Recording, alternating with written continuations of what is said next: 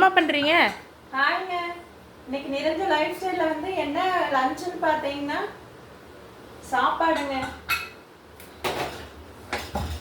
சூடாக சாப்பாடுங்க. சாப்பாடு போட்டுக்கலாங்க.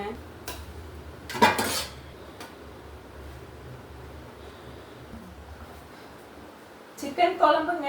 இன்னைக்கு ஞாயிற்றுக்கிழமைங்காட்டி சிக்கன் குழம்பு. சிக்கன் குழம்பு ஊற்றிக்கலாங்க.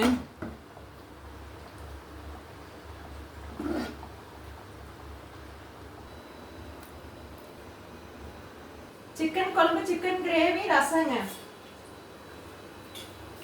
அப்புறம் தயிருங்க.